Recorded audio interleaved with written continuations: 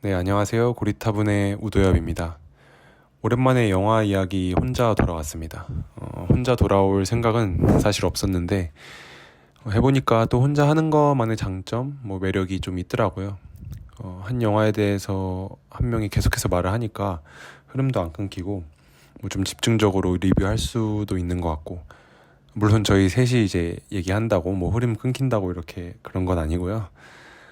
네, 그래서 가끔씩 이렇게 한번 혼자 좀 심층적으로 한 영화에 대해서 달아보는 것도 괜찮겠다. 가끔씩 해보는 것도 괜찮겠다 싶었고요.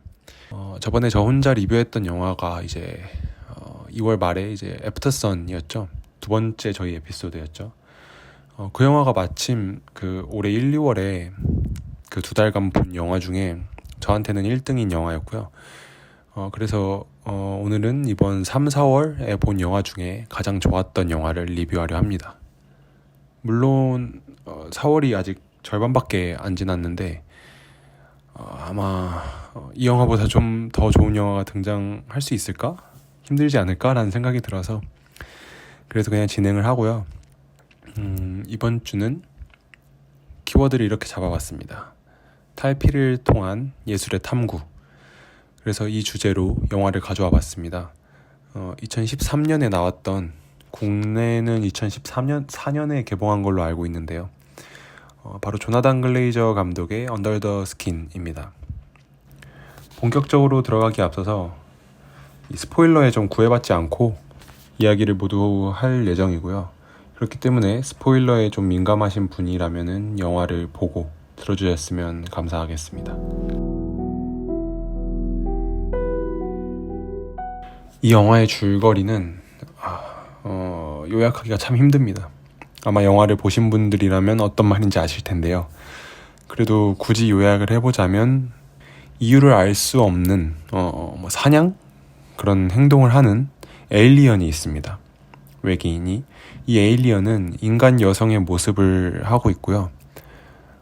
그렇게 어떤 사냥 혹은 심판을 자행하던 그 에일리언이 점차 인간의 이입을 하게 되면서 비극을 맞이하는 그런 이야기입니다. 제가 영화를 보기 전에 제가 네이버에 그 언더 더 스킨 검색을 해서 그 네이버 영화 정보란에 뜨는 줄거리만 보고 이 영화를 관람했어요. 그 줄거리를 봤을 때는 저도 굉장히 흥미로웠습니다. 뭔가 SF적이기도 하고 되게 흥미롭다. 근데 아마 제가 요약한 줄거리를 들으시고 여러분들도 흥미로운 이야기라고 생각하실 수 있는데 그런 분들께는 각오를 좀 하고 이 영화를 관람하셔야 되지 않을까라고 말씀을 드리고 싶어요.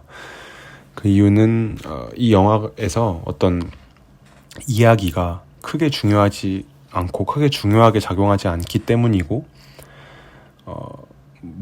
이런 이야기들은 영화에 대해서 좀 더 심층적으로 이야기하면서 알아가 보겠습니다.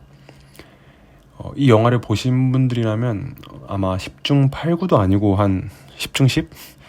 아마 100% 거의 다 난해하게 느껴지셨을 겁니다. 저도 영화를 보고 내용이 아예 파악이 잘 안 됐어요. 그래서 영화를 본 한 100여 분 남짓한 그 시간보다도 더 긴 시간을 이 영화에 대해서 생각하고 의미를 들여다보고 저만의 생각을 좀 갈무리하고 이런 데 썼던 것 같습니다.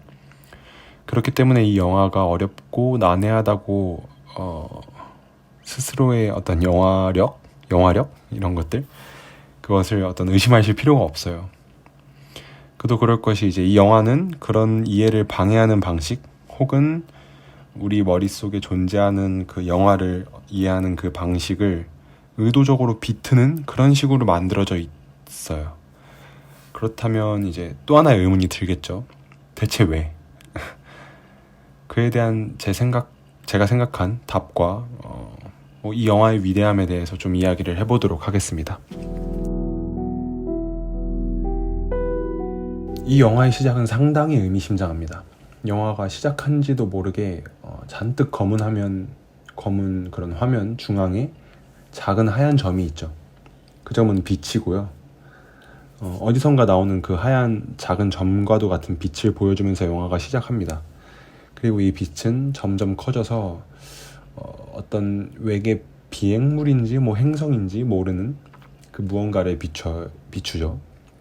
행성이라고 칭하겠습니다. 이 행성은 어떤 막 그 고리에 긴 물건이 이렇게 막 들어가는 방식으로 뭔가 그 묘사가 되는데, 이는 추후에도 좀 뭐 설명드리겠지만 어떤 남녀 간의 그런 성행위, 그런 모습을 형상화한 것처럼도 보여져요. 그렇게 어쨌든 그렇게 움직이던 행성의 모습에서 어느새 그 모습과 굉장히 유사한 형태를 지닌 인간의 눈, 어떤 그 동공을 굉장히 가까이서 클로즈업, 익스트림 클로즈업을 해서 그 장면으로 전환이 됩니다. 저는 이 장면을 보면서 그 알프레드 히치콕 감독의 사이코에 나온 유명한 장면을 이 연상이 됐는데요.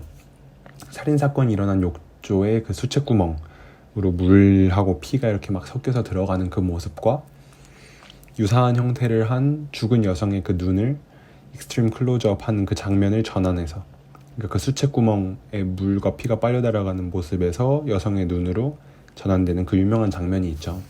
그 장면이 연상이 됐어요. 이렇듯이 그 이제 이런 장면처럼 이 영화에서도 조나단 글레이저는 그 외계의 행성의 모습과 누군가의 눈을 이렇게 매치를 하게 됩니다. 앞서서 제가 이 영화는 에일리언의 이야기라고 소개를 드렸죠. 작중에서 스칼렛 요한슨이 연기하는 에일리언은 빛에서 시작해서 행성 그리고 눈까지 이어지는 그 오프닝 시퀀스, 이 시퀀스 동안 어떤 단어들을 계속해서 나열합니다. 마치 뭔가 학습을 하는 그 단어들을 그 머릿속에 집어넣는 듯하게 계속해서 나열을 하죠. 에일리언이라는 설정에서 그 단어들은 그들이 알 수 없는 인간들의 어떤 지식의 산물입니다. 이성의 산물이죠. 인간의 언어인 거예요. 그것을 학습하는 것입니다. 그런데 이제 의미심장한 그 오프닝 시퀀스와 이 단어를 학습하는 스칼렛 요한슨의 목소리를 이렇게 나란히 병렬로 제시한 것은 뭔가 의미하는 바가 저한테는 있어 보였고요. 여기서 오프닝 시퀀스의 그 마지막 종착지는 사람의 눈입니다. 자, 눈이라는 것은 그랬을 때 이 영화를 가장 잘 관통하는 하나의 키워드가 있다면은 저는 관찰 혹은 인식 뭐 이렇게 느껴졌어요. 즉 외계인에게 있어서 그 학습하고 받아들이는 과정과 누군가의 눈에 의해 행해지는 관찰, 이 두 가지를 동일시하고 있는 것처럼 보이게 되는 거죠. 그 목소리로 이루어진 그 단어 나열의 학습 과정은 이제 에일리언의 학습 과정이죠. 인간에 대한 학습 과정. 이거는 작중에서 여러 번 이 눈을 통한 관찰을 통해서도 일어납니다. 스칼렛 요한슨이 사람들을 관찰하는 모습을 나열하는 장면이 있어요. 총 4번의 어떤 그 나열된 관찰 장면이 있습니다.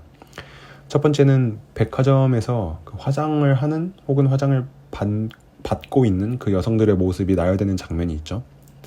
또 후에 스칼렛 요한슨이 차 안에서 밖에 있는 길거리의 남성들을, 또 한 번은 길거리의 여성들만, 이렇게 2번에 걸쳐서 길거리에서 다니는 사람들의 모습을 나열하죠.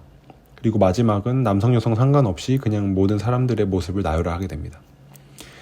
이는 스칼렛 요한슨이 관찰하는 모습이에요. 그걸 시점 쇼트로 나열한 그 모습 쇼트입니다. 시퀀스입니다. 이처럼 관찰은 어떤 낯선 것을 받아들이는 과정으로 묘사가 되죠. 그럼 여기서 에일리언이라는 영화의 기본 설정이 굉장히 흥미로워지는 거예요. 물론 이 영화는 원작이 존재합니다. 원작은 이 영화와 정확히 같은 내용을 다루고 있지는 않은데요. 이 영화가 원작에서 진행된 이야기의 좀 뒷이야기를 다루는 것처럼도 보여요. 원작은 또 에일리언의 뭐 설정이나 여러 가지 스토리의 설정 이런 것들에 대한 이야기가 나오기도 합니다. 하지만 이 영화는 그런 것이 전혀 없어요. 이 영화에서 에일리언이 보는 세상은 우리에겐 너무나도 익숙하지만 굉장히 그들에게 생경하게 보여집니다. 그렇게 관찰하고 그것을 받아들이는 거죠. 이것이 이 영화의 핵심처럼 보이는 거예요. 익숙한 것을 낯설게 보기. 이 키워드를 기억해 주시기 바랍니다. 익숙한 것을 낯설게 본다. 추후에 계속해서 등장할 내용입니다. 그리고 이 영화에서는 이름도 나오지 않는 주인공인 그 스칼렛 요한슨이 연기한 여성, 그 여성을 통해서 감독이 우리 관객이 할 그 관찰을 그녀에게 어떤 대신하게끔 한다고 볼 수 있는 거예요. 즉 정리를 하자면 이 영화는 익숙한 것을 낯설게 보기, 그리고 그 방식으로서 관찰을 굉장히 중요하게 다룬 영화입니다. 이러한 점을 잘 보여주는 영화 속 장면들은 상당히 많아요. 이 영화에서 가장 기묘하게 좀 보이기도 하는 장면 중에 하나인 아무 배경도 없는 그 검은 공간 속에서 스칼렛 요한슨이 하는 심판 혹은 사냥 이런 장면인데요. 그 안에서 보면은 굉장히 섹슈얼한 어필을 통해서 그 남성들이 스칼렛 요한슨을 계속해서 따라갑니다. 하지만 손에 닿지 않죠. 그녀를 따라가는 남성들은 그녀에게 닿지 못하고 어떤 물속으로 점점 빠지게 돼요. 그리고 또 기이한 장면 중에 하나가 그 물속에 빠진 남성이 본인보다 전에 빠진 것처럼 보이는 한 남성을 마주하는 장면인데, 그 미리 빠져있던 남성이 이렇게 익사해가는 과정의 그 사람처럼 막 이렇게 몸이 경련을 일으키다가 펑 하고 풍선 터지듯이 터집니다. 그리고 그 껍질만 남아요. 이 장면은 굉장히 뭔가 이상해 보이죠. 그 껍질만 남는 게 실제로 말 그대로 껍질입니다. 어떤 뭐 막 피부가 남는 게 아니라 진짜 그 껍데기만 남아요. 그래서 그런 남성들이 빠지고 남은 그 검은 공간, 아까 그 스칼렛 요한슨이 따라가던 그 검은 공간에는 그 남성들이 벗은 옷, 껍데기만 또 남아있죠. 그렇게 이제 또 남성이 풍선처럼 터진 이후에는 전혀 이해도 할 수 없는 맥락의 장면이 갑자기 나와요. 뭔가 징그러워 보이는, 뭔지 모르는 저는 내장같이 보이는데 그 내장 같아 보이는 그 빨간 것들이 설명도 없는데 그 징그러워 보이는 그것들이 어디론가 막 이렇게 빨려 들어가죠. 이 영화 속에서 자세한 설명은 나오지 않지만 마치 그 에일리언이 그렇게 남성들을 심판하고 죽이고 껍데기 안에 있는 그 장기들, 이런 내용물들을 먹이로 삼는 것처럼도 보여요.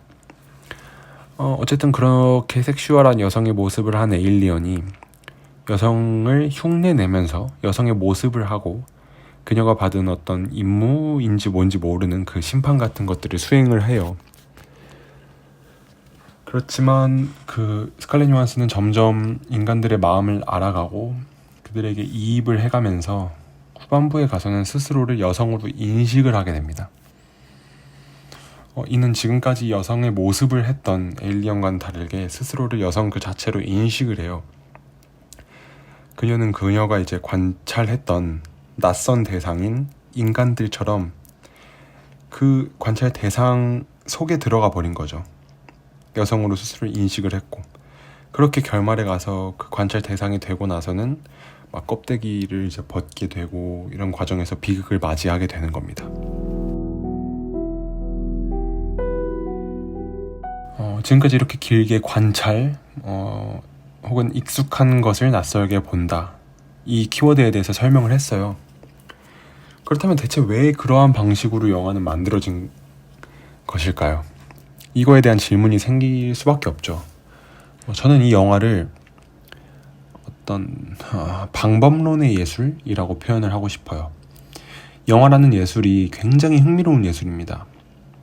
비슷한 분야의 예술이 물론 존재하겠지만 흥미로운 게 이제 스토리가 존재하고 그 스토리 간의 인과관계인 플롯이 존재하고 또 그 플롯을 어떻게 표현하는지에 따라서 같은 이야기여도 무수히 많은 그 다른 영화가 나올 수 있다는 점에서 그러해요.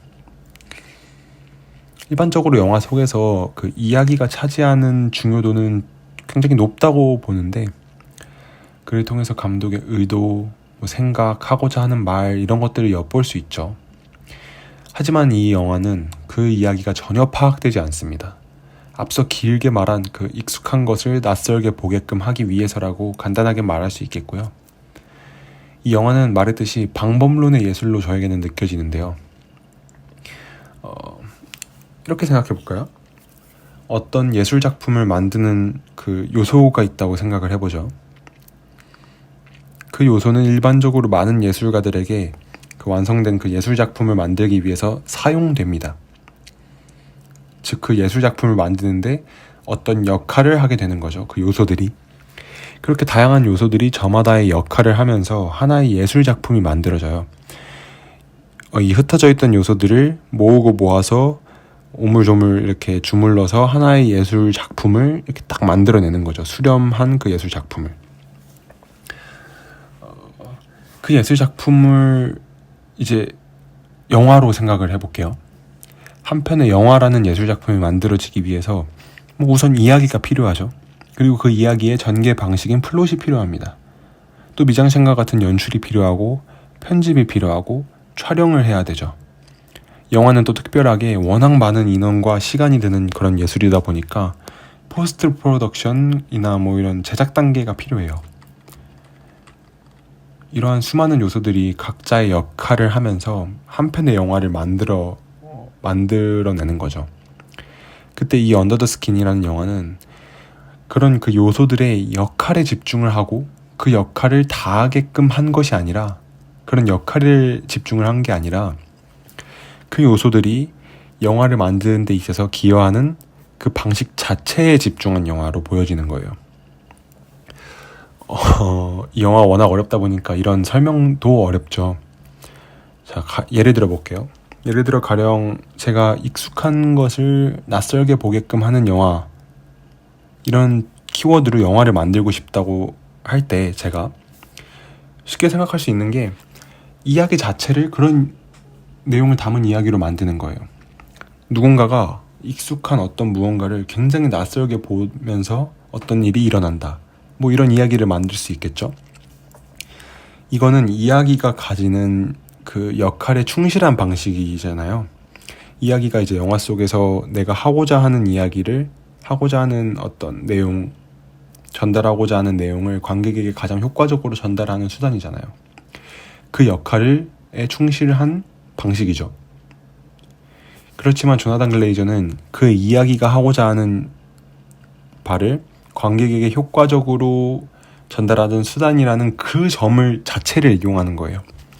다시, 그 이야기가 관객에게 감독이 하고자 하는 내용, 하고자 하는 말을 효과적으로 전달하는 수단이다 라는 것 자체, 그 사실 자체를 이용하는 겁니다.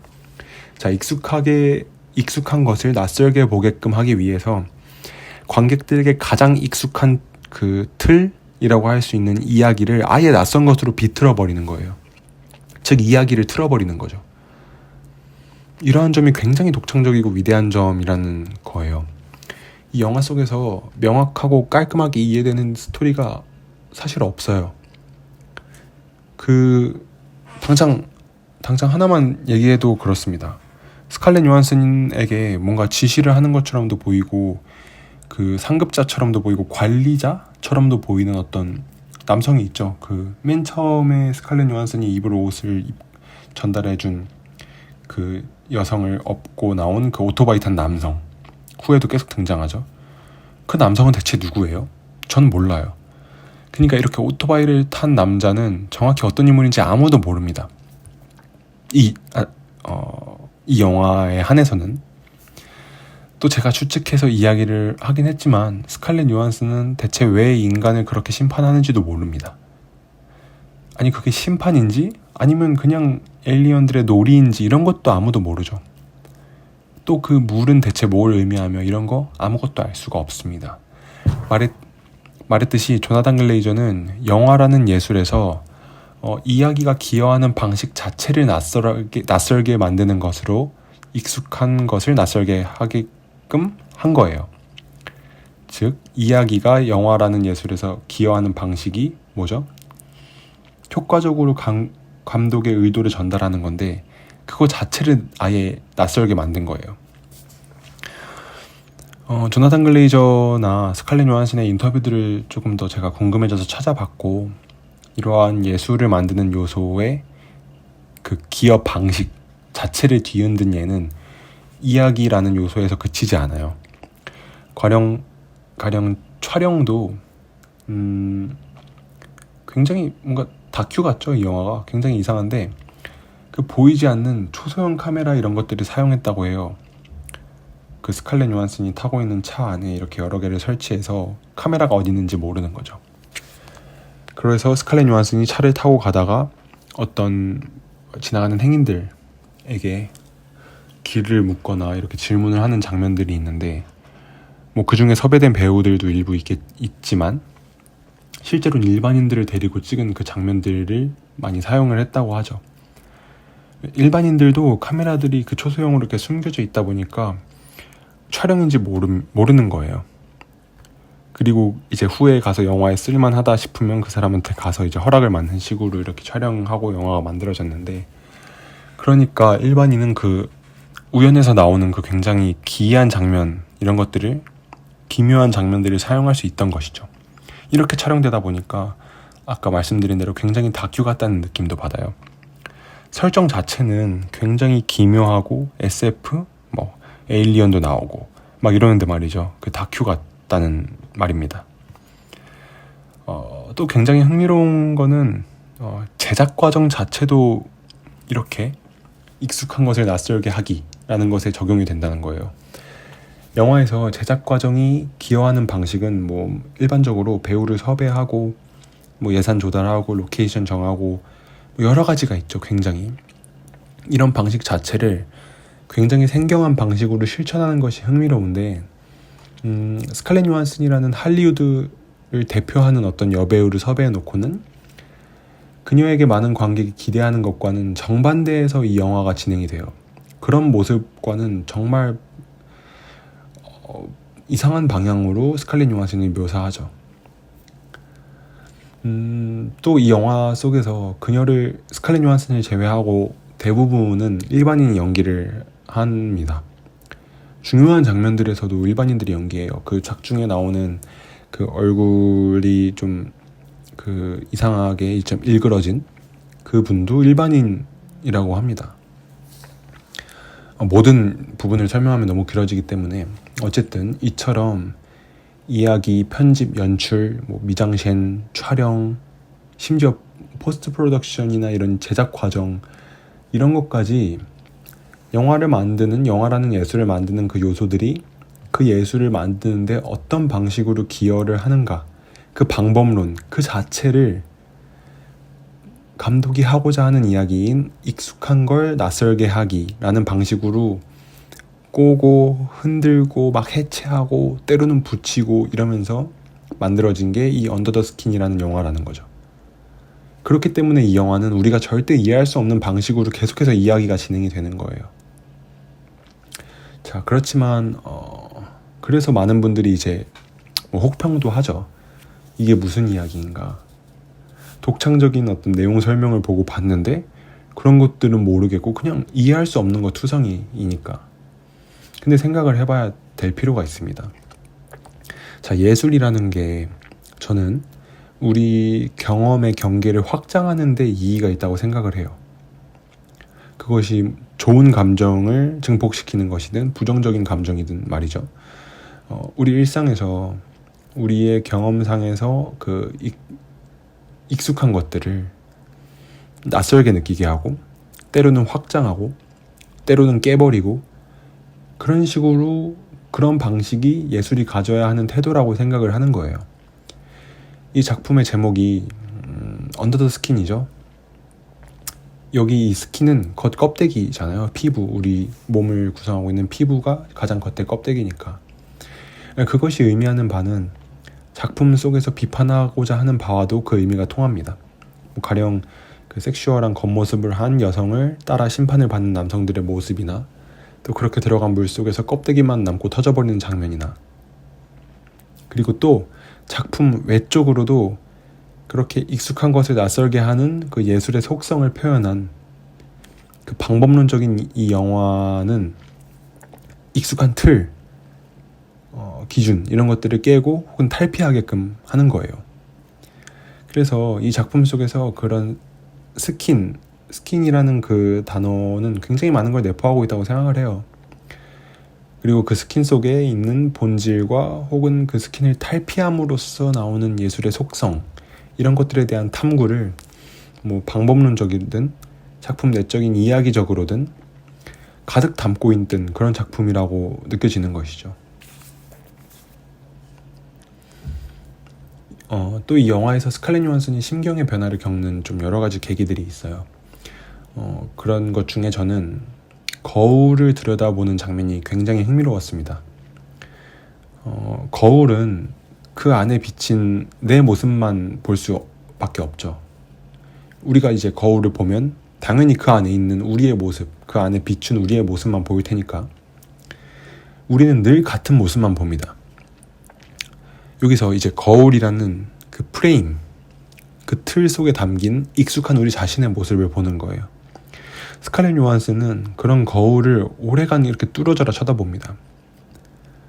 사실 거울은 그 안에 비춘 틀 속에 우리 모습보다도 그 비춘다는 그 행위, 그 비춘다는 그 속성 자체가 본질인 물체예요. 그런 의미에서 스칼렛 요한슨은 틀 안에 그녀의 겉모습, 즉 스킨보다는 그것을 벗어난 무언가를 바라보기 위해 그렇게 오래간 쳐다보고 있지 않았나 싶습니다. 이게 당연히 이야기에서 어떤 작용을 하는 거는 아닐지도 몰라요. 그냥 이 영화라는 예술 자체에서 조나단 글레이저가 표현하고자 하는 바일지도 모르는데, 그 스킨에서 벗어난 무언가를 바라보기 위해서 계속해서 그 거울을 뚫어져라 쳐다볼 때마다 스칼렛 요한슨은 작중에서 변화를 겪어옵니다. 그렇게 틀 안에 비춘 모습, 즉 어떤 익숙하고 좀 틀 안에 갇혀 있을 수밖에 없는 그 모습들을 열심히 관찰, 아까 말씀드린 중요한 키워드인 관찰하고 그 너머의 것 혹은 그 속에 있는 본질, 이런 것들을 탐구하도록 조나단 글레이저 감독은 그 스칼렛 요한슨의 모습을 빌려서 우리 관객들에게 권유하고 있는 것처럼 보이는 것이죠. 그리고 그것이 이 감독의 예술을 대하는 태도로도 보이고요. 이 영화에 대한 제 생각이 어떻게 들리셨을지 모르겠습니다. 사실 하고 싶은 이야기나 하고 싶지만 못 빠진 이야기, 이런 것들이 좀 꽤 있는 것 같아요. 그리고 그럼에도 듣는 분들이 제 말도 너무 제가 어렵게 했을 수도 있는데, 쉽게 잘 풀어서 말하지 못했을 수 있어서 이해하기 힘드실 수도 있는데, 한번 여러 번 들어보시면서 혹은 영화를 여러 번 보면서 본인의 생각을 좀 갈무리 하셨으면 좋겠고, 그렇기 때문에 저도 이제 모든 것을 다 이야기하는 것보다는 이쯤 이야기하는 게 좋지 않을까 생각을 합니다. 조나단 글레이저가 이 언더 더 스킨이라는 걸작을 만드는 과정에서 한 그 예술에 대한 고찰, 이런 것들을 저도 이어나가 보고 싶다는 그런 생각이 든 거죠.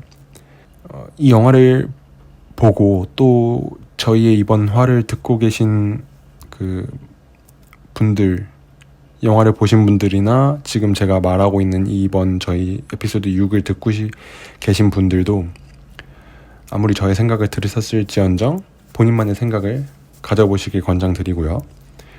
그리고 이 위대한 예술을 통해서 본인의 경험, 그 경험의 외연을 좀 확장시켜 보시기도 권장합니다. 전에 잠깐 이런 이야기를 했던 적이 있는 것 같아요. 아마 첫 번째 편?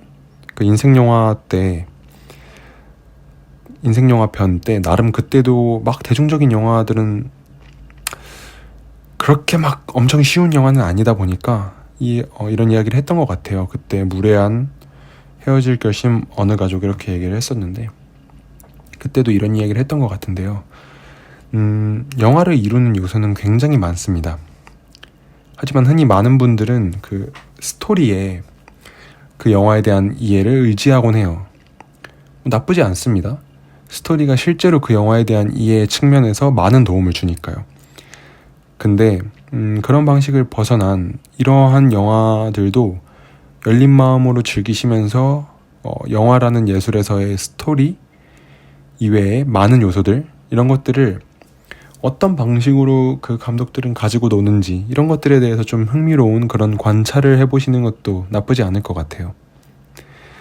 이 언더 더 스킨이라는 영화는 많은 분들의 사랑을 받을 수는 없을 것 같아요. 그런 영화로 보여져요. 뭔 얘기인지 이해가 안 가는데 당연하죠. 그렇지만 이 영화에 대한 제 평점은 저는 5점 만점을 줄 수밖에 없습니다. 제가 지금껏 설명드린 내용에 근거해서 저는 이 영화가 위대한 예술이라고도 생각이 들어요. 심지어는 역사에 남을 법한, 영화사에 남을 법한 위대한 영화로 보여지기도 합니다. 그래서 오늘 그 탈피를 통한 예술의 탐구라는 주제로 오랜만에 저 혼자 이야기를 해봤어요. 이제 좀 그 주제 탈피를 통한 예술의 탐구라는 그 키워드가 이해가 가실지 모르겠네요.